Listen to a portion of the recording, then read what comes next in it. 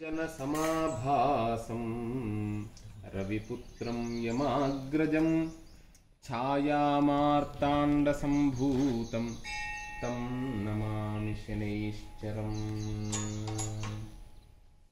ఇక్కడ చాలా విశేషంగా వీరు పుట్టన్న బయ్యర్ అంటారు. దీన్ని ఫేస్బుక్లో చూస్తూ ఉంటాం మనము. ఎంత అద్భుతంగా వేస్తున్నాడు చూడండి. చేతితోనే ఇదంతా కూడా వేశాడు. ఏవో మిషన్స్ తెచ్చి వేయడం కాదు, ఇక్కడ అన్ని వర్ణాలను పెట్టుకున్నాడు.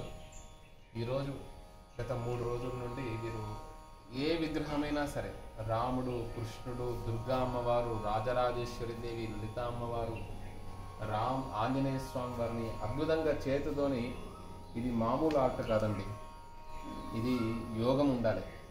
జగద్గురువులు శ్రీ శ్రీ శ్రీ భారతీ తీర్థ మహాస్వామి వారి యొక్క చరణాల అనుగ్రహము చేత, శ్రీ శ్రీ శ్రీ విధుశేఖర భారతీ తీర్థ మహాస్వామి చరణ అనుగ్రహంతో శృంగేరిలో కూడా శారదాంబను వేసిన తర్వాత దీన్ని ఆశీర్వదించడం జరిగింది.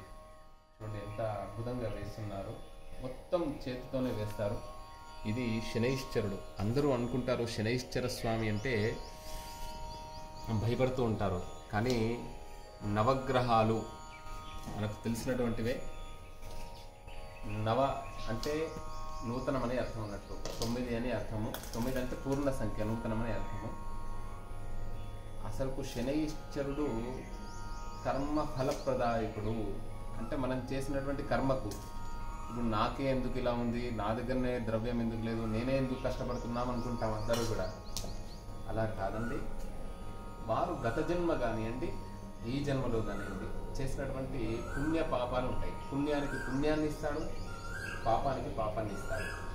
అలా సత్యం ఇక్కడ ఇక్కడ పక్షులను చూడమండి. ఇక్కడ మేము వృక్షాలు పెంచడం ద్వారా పక్షికి రోజు, ఒక మానవుడికి ఒక పక్షికి, మన తోటి జీవులు ఏవైతే ఉన్నాయో వాటికి ఆహారం సమర్పించానంట. ఒక నీరు కానివ్వండి, కనీసం రాత్రిపూట ఒక అన్నం కానివ్వండి, ఒక ముద్ద 2 ముద్దలైనా కూడా పక్షులకు నీటిని అందించాలి, ధాన్యాన్ని అందించాలి, ఆవులకు మనం దాన సమర్పించాలి. ఇవన్నీ చేయడం ద్వారా శనైశ్చరుడు యొక్క అనుగ్రహం ఉంటుంది. అంటే కర్మను అనుభవిస్తాము. రక్ష ఏమిటి అంటే, వర్షం వస్తుంది, మనం ఏం చేస్తాం, గొడుగు పట్టుకుంటాం కదా, అలా రక్షను, మనం చేసేటువంటి మంచి పనులను రక్షిస్తారు. తర్వాత ఎవరికైతే బద్ధకం ఉంటుందో వారిని పడతాడండి శనైశ్చరుడు. ఇది సత్యమైన విషయం. ఇలానే కూర్చుండిపోతారు, నీరసంగా ఉంటారు, వాళ్ళని అట్లా 3 రోజులు కూర్చుని పెట్టేస్తాడు. పని చేస్తూ ఉంటారు అనుకోండి, పని చేసే వాళ్ళను నిరంతరము కూడా పని చేసేటువంటి శక్తిని ఇస్తాంట. అంటే దానికి ఏంటిదంటే ప్రేరణ, బుద్ధి రూపేణ. అంటే మనకు మనం మానవులం కదా, ఆహారము, నిద్రము, భయముతో సహా భగవంతుడు ఆలోచన ఇచ్చాడు, బుద్ధినిచ్చాడు. అలాంటి బుద్ధిని మనం ఆలోచించి, అంటే బుద్ధి ద్వారా పని చేస్తూ ఉండాలంట, కర్మ చేస్తూ ఉండాలి. నహి క్షణమపి తిష్టతు, అంటే ఒక క్షణం కూడా కూర్చోవద్దంట. ఎప్పుడు పని చేస్తూ ఉంటే శనైశ్చరుడు యొక్క అనుగ్రహం ఉండి మనకు అన్ని పనులు అవుతాయి. అలా నీలాంజన సమాభాసం రవిపుత్రం యమాగ్రజం.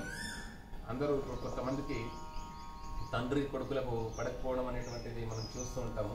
అదేంటంటే శని యొక్క ప్రభావం అంటూ ఉంటారు. రవిపుత్రం యమాగ్రజం ఛాయా మార్తాండ సంభూతం తం నమామి శనైశ్చరం. అందరూ అనుకుంటారు నీలి వర్ణం అంటే అనేది, నలుపు కాదంటే నీలి వర్ణం ఆ స్వామిది. ఎంత అద్భుతంగా వేస్తున్నారో చూడండి. ఇదంతా కూడా అలా చేతితోనే వారు వేస్తున్నాడు. ఆ శనైశ్చరుడు యొక్క అనుగ్రహం ఉంది. అన్ని గ్రహాలు అంటే జాతకంలో గోచార రీత్యా జాతకంలో మనకు ఈ గ్రహాలు ప్రధానంగా శని, తర్వాత రాహు, కేతువు, గురువు, ఇవి మారినప్పుడు బాగా చూసుకుంటుంటాము. అష్టమ శని అని, అర్ధాష్టమం అని, తర్వాత జన్మ శని అని, ఇవన్నీ ఉంటుంటాయి అన్నట్టు. సరే సాటు అన్నిటికంటే ఈ శనైశ్చరుడు చాలా బలమైనటువంటి వాడు. ఆయన వస్తేనే మనకు ఒక విజయం అనేటువంటిది చేకూరుతుంది.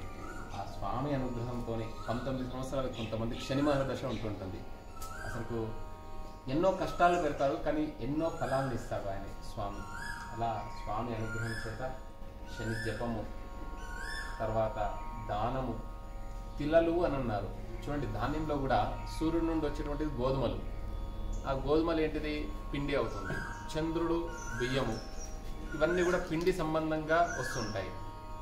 తర్వాత తిలలు మాత్రమే తిల తైలం అన్నారు. అందరూ కూడా ఈరోజు ఆ దీపంతో ముట్టియండి, దీపారాధన, ఇంకో దీపము, ఇవన్నీ కూడా నానా విధానాలుగా చెప్తున్నారు యూట్యూబ్లలో. పూర్వం మన అమ్మమ్మలు తాతమ్మలు దేంతో ముట్టిస్తుండండి? తిల తైలము. అయితే నువ్వుల నూనె లేదా కొబ్బరి నూనె అంటే దొరకని పక్షంలో నువ్వుల అంటే తిల అంటే తిలకం అని పెట్టుకుంటాం కదా మనం. తిలకం అంటే నువ్వు గింజ మాదిరిగా పెట్టుకోవాలన్నట్టు తిలకం, లేకపోతే సూర్యుడు యొక్క ఆకారంగా పెట్టుకోవాలి.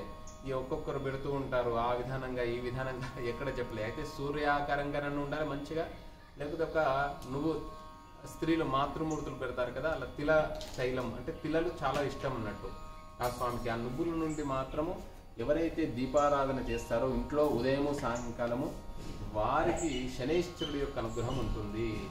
దీపారాధన చాలా ప్రధానమైనటువంటిది. సుబ్రహ్మణ్యేశ్వర స్వామి అనుగ్రహం ఉంటుంది, కుజుడి యొక్క అనుగ్రహం ఉంటుంది, అలా నవగ్రహాల యొక్క అనుగ్రహం ఉంటుంది. ప్రధానంగా 7 గ్రహాలే. 8, 9 ఏమిటి అంటే రాహు కేతువులు ఛాయాగ్రహాలు. ఆ విధానంగా ఈయన ధనస్సు ఆకారం మీద కూర్చుంటాడు. వాహనం ఇది కన్నా గరుడా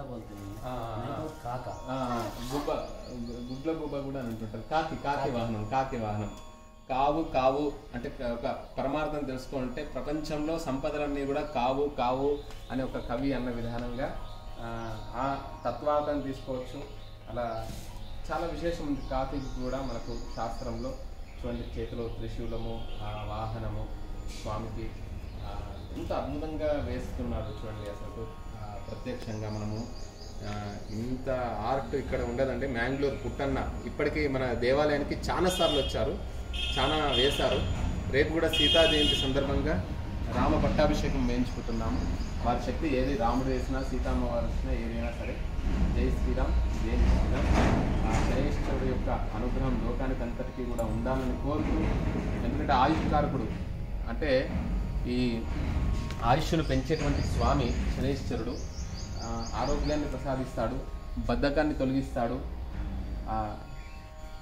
శనికి యముడు ప్రజాపతి, అధిదేవత, ప్రతిదేవత. చాలా అద్భుతంగా ఈ యొక్క రూపాన్ని చూస్తున్నాం. అన్ని గ్రహాల్లోకెల్లా సంఖ్య కూడా శని జపం 19,000 సంఖ్య. జై శ్రీరామ్, జై శ్రీరామ్, జై శ్రీరామ్. పుట్టన్న ఎనీ టెంపుల్ గురించి ఏదైనా చెప్పండి. మీరు కన్నడలో చెప్పండి, నో ప్రాబ్లం. కన్నడ. मैं कर्नाटक से आया था, इधर संतोष पंजाब ने मुझे बुलाया, सुब्रमण्य जी उसका साथ में मैं इधर कार्यक्रम के लिए आया था। मंडल मेरा प्रधान है और पुरोहित भी, पूजा भी करता हूँ। संतोष जी का आह्वान के बस मैं इधर काम करने के लिए आया था, मंडल रखने के लिए। श्री राम मंदिर में मंडल डालने का मेरा भी योग है। अयोध्या ब्रह्मकलश में भी उधर मंडल डालने के लिए भी गया था, ये भी मेरा योग है। हम काम अच्छे से कर रहे हैं इस मंदिर में। और भी बड़ा काम करने का योग भी संतोष जी का నేను కాదు, రాముడు శృంగేరి జగద్గురువుల యొక్క అనుగ్రహం వీరికి పరిపూర్ణంగా ఉంది. వీరు అయోధ్య రామ మందిరంలో కూడా మండల పూజలో ఈ మండలం అంతా కూడా వేయడం జరిగింది. రామ మండలము, ఇలా అనేక మండలాలు వేయడం జరిగింది. తర్వాత దీనికి పుష్పాలంకరణ చేస్తారు. జై శ్రీరామ్, జై శ్రీరామ్. చాలా విశేషంగా అంటే నిజంగానే దృష్టి ఉంటుందా అంటే దృష్టి ఉంటుందండి. ఎవిల్ ఐ అంటారు అన్నట్టు. దాన్నే దయ్యం కన్ను అని అంటుంటారు కదా.